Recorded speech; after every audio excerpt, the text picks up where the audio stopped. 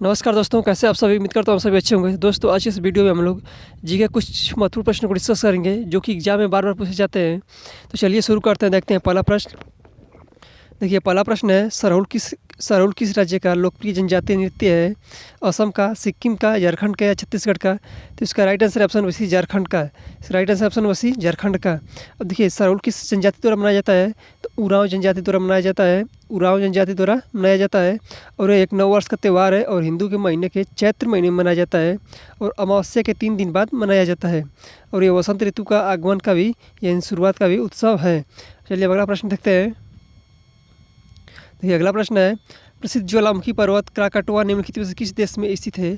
Krakatoa जो ज्वालामुखी है वो किस देश में स्थित है? देखिए इटली में, इंडोनेशिया में, संयुक्त राज्य अमेरिका में या जापान में? तो इसका right answer option number C Indonesia. Krakatoa जो ज्वालामुखी है इंडोनेशिया में स्थित है। अब देख ले आपसे फ्यूजियामा पूछ ले, फ्यूजियामा कहाँ पर स्थित है? फ्यूजियामा जापान में स्थित है। माउंट एटना इटली में स्थित है और सेंट हेलेंस जो ज्वालामुखी है वो यूएसए में स्थित है। अगर आपसे पूछ ले भूमध्य सागर प्रकाश स्तंभ किस ज्वालामुखी कहा जाता है? तो स्ट्रोम्बोली को कहा जाता है। चलिए बाकी देखते हैं अगला प्रश्न। तो अगला प्रश्न है, भारत के कुल भौगोलिक क्षेत्रफल में उत्तर प्रदेश का भौगोलिक कितना परसेंट है? भारत के कुल भौगोलिक क्षेत्रफल में उत्तर प्रदेश का कितना परसेंट भौगोलिक प्रतिशत है? 7.3%, 8.99%, 9.02% या 10.04%? तो इसका राइट आंसर हो जाएगा ऑप्शन नंबर ए 7.33%। अब देखिए ये जो उत्तर प्रदेश है, उत्तर प्रदेश का कुल क्षेत्रफल कितना है? 2,40,928 वर्ग किलोमीटर का कुल क्षेत्रफल है, जिसकी सीमा भारत के 8 राज्यों और 1 केंद्र शासित प्रदेशों यानी कुल 9 से स्पर्श करती है और इसका क्षेत्रफल भारत के कुल क्षेत्रफल का 7.33% है और क्षेत्रफल की दृष्टि से ये भारत का चौथा बड़ा राज्य है। चलिए देखते हैं अगला प्रश्न। देखिए अगला प्रश्न है, भारतीय संविधान के निम्नलिखित में से अनुच्छेदों में से कौन सा राष्ट्रपति के क्षमादान के अधिकार को संबंधित है? अनुच्छेद 78, अनुच्छेद 72, अनुच्छेद 80 या अनुच्छेद 81? देखिए अनुच्छेद 72 में राष्ट्रपति की क्षमादान शक्ति आती है, यानी कि ऑप्शन नंबर 20 आपका राइट आंसर हो जाएगा। अगला प्रश्न है, ओजोन परत किन विकिरणों को रोकती है? दृश्य प्रकाश, अवरक्त किरण या गामा किरण या पराबैंगनी किरण? तो इसका right answer option number D पराबैंगनी किरण। देखिए 16 सितंबर को प्रत्येक वर्ष ओजोन दिवस मनाया जाता है और ओजोन परत की मोटाई किससे मापते हैं? डाप्सन से मापते हैं। ये भी बहुत ही इम्पोर्टेंट प्रश्न है, इसको भी याद रखिएगा। ओजोन परत समताप मंडल के निचले हिस्से लगभग 10 से 50 किलोमीटर की ऊंचाई पर स्थित है और ओजोन परत सूर्य की पराबैंगनी किरणों को पृथ्वी पर आने से रोकती है और इस पृथ्वी से जिससे कि इसे त्वचा कैंसर होता है और उससे खतरा टल जाता है। देखिए अगला प्रश्न है, उत्तर प्रदेश का निम्नलिखित में से कौन सा मुख्य शास्त्रीय नृत्य है प्रकार है?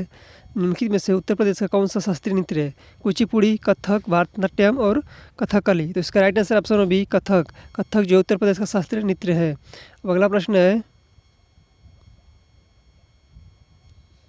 देखिए अगला प्रश्न है, निम्नलिखित में से कौन सा कवि संगीतज्ञ था जो कविराज अथवा कवियों के शासक के उपनाम से प्रसन्नता का अनुभव करता था?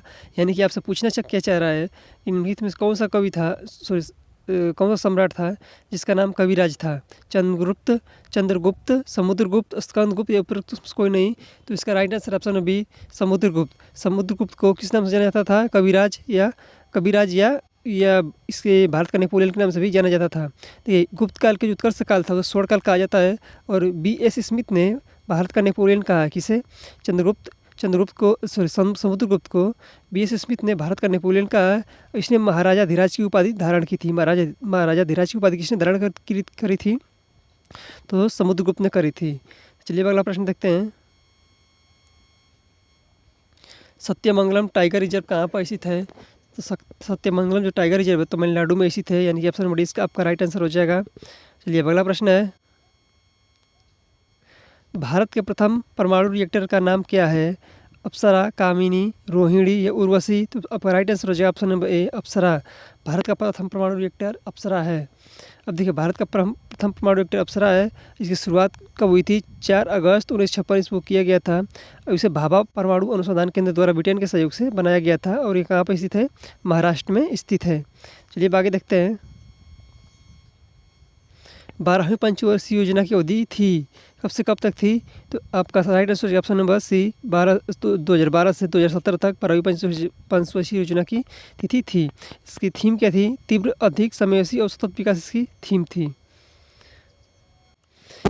चलिए देखते हैं, आगे प्रश्न देखते हैं। लावणी निम्नलिखित में से किस राज्य का पारंपरिक नृत्य है? महाराष्ट्र, मध्य प्रदेश, हिमाचल प्रदेश या उत्तर प्रदेश? तो लावणी कहाँ का है? महाराष्ट्र का है। तो आपका ऑप्शन नंबर ए इसका राइट आंसर हो जाएगा। ऑप्शन नंबर ए इसका राइट आंसर हो जाएगा। अब देखिए अगला प्रश्न है, नेत्रदान में दाता की आँख का कौन सा भाग उपयोग में लाया जाता है? यानी कि नेत्रदान में कौन सा भाग उपयोग में दिया जाता है?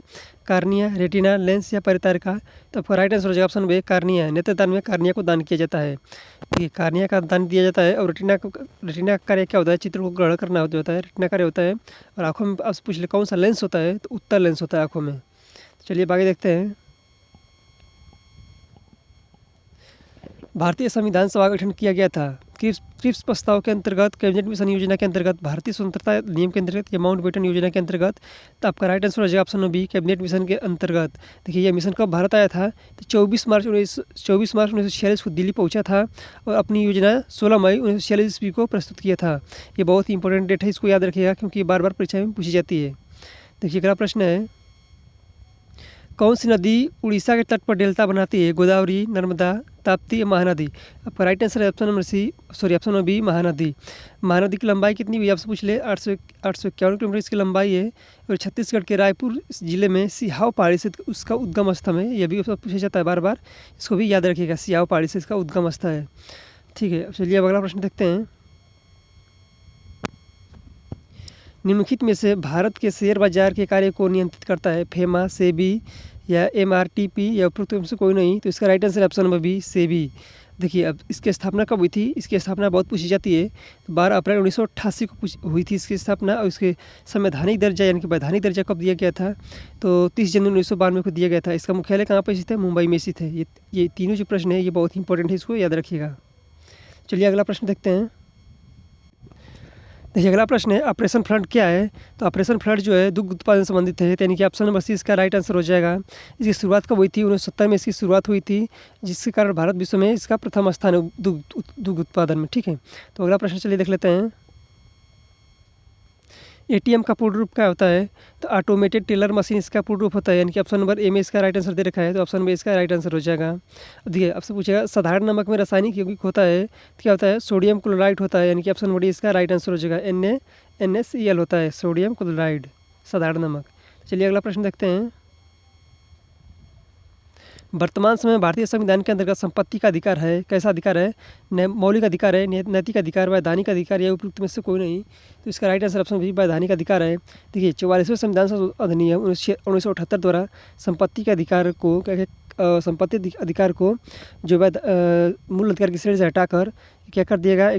ये वैधानिक जो अधिकार बना दिया गया था। ये कौन से आर्टिकल संबंधित था? अनुच्छेद 19(1)(f) और अनुच्छेद 31 में था। इसे हटाकर भाग 4 के अध्याय 4 के अनुच्छेद 300 के अंतर्गत एक वैधानिक अधिकार बना दिया गया। चलिए अगला प्रश्न देखते हैं। भारत में अभियंता दिवस यानी कि इंजीनियर्स डे किसकी याद में मनाया जाता है? तो इसका right answer option number B doctor M Visvesvaraya की याद में मनाया जाता है। चलिए अगला प्रश्न देखते हैं। भारत का अंतिम गवर्नर जनरल और प्रथम वायसराय कौन था? Lord Lawrence, Lord Mayo, Lord Canning या लॉर्ड लिटन? तो इसका right answer option number C Lord Canning. 1858 का अधिनियम से भारत के गवर्नर जनरल को वायसराय की उपाधि दी गई और क्राउन का सीधे प्रतिनिधि था।